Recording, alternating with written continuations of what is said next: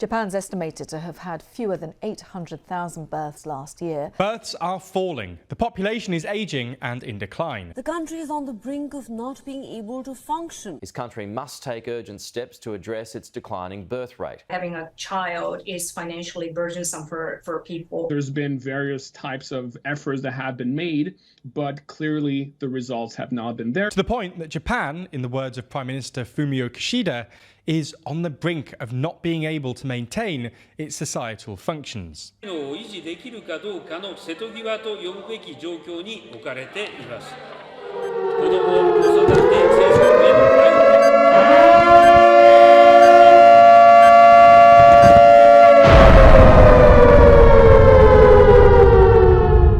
the Japanese population planning to reach less than 70 million by 2070, it's not looking so good for them. But what if I told you there was a man that claims he can be their savior? Ale, ale, ale, ale. Daqui pra frente vai ser tudo diferente. O tempo esquenta e de repente tanto faz. O meu amor com certeza é muito louco. De tudo pouco eu quero tudo, muito mais. Quero tapar a luz do sol com a peneira. Ser andorinha desgarrada no verão. How do you actually plan to get anything done? You see, it's simple yet sophisticated. All right, as an expert anime fan myself, I've been studying Japanese culture for a very long time now, and I discovered this cultural phenomenon known as the nampa. All right, basically, it's just when you ask a bunch of women for their number. Currently, I'm doing this 5,000 times a day. Have you gotten any numbers yet? No.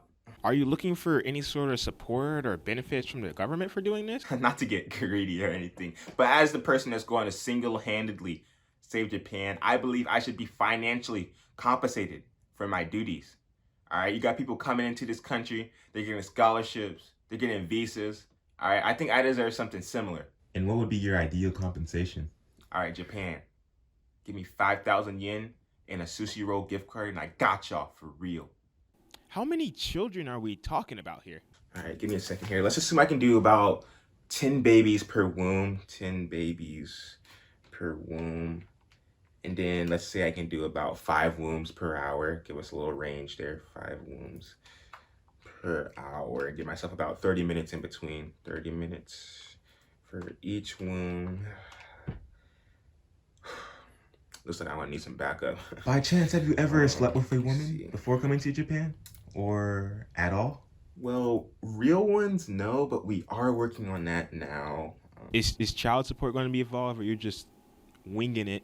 Sorry. I think the connection's messing up or something. You know, mobile Wi-Fi. Am I right? And I think there's a tsunami in my hotel. Hello. Is it? We lost signal. We kind of. Hey, are y'all getting this?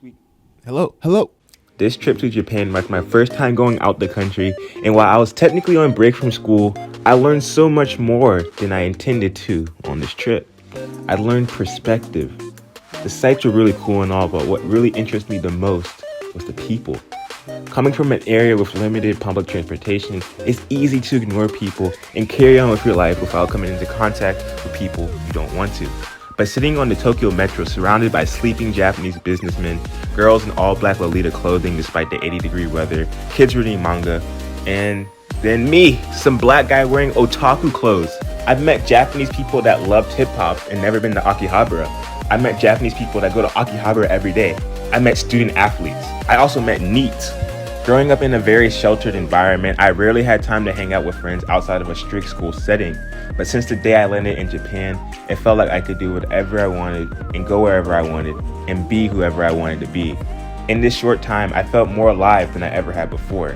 It was a certain freedom that I have never truly experienced until going on this trip, and I'm grateful to have this opportunity. Something that I surprisingly enjoyed were maid cafes. My second day in Japan, my friend called me up as he claims that he's been to maid cafes over 30 times. Many people would consider that these attractions are somewhat misogynistic to an extent, and I somewhat agree, but a part of me also feels quite the opposite. On the surface level, it's easy to see how this can play into the male fantasy, and it's obviously men wanting women to serve them. But at the end of the day, what it really was an opportunity for women willing to withstand annoying men to get a bag. While it was insanely cringe, I found it to be one of the most enjoyable experiences. I understand it was a fantasy, but everyone there was really nice and polite, even for Japan standards.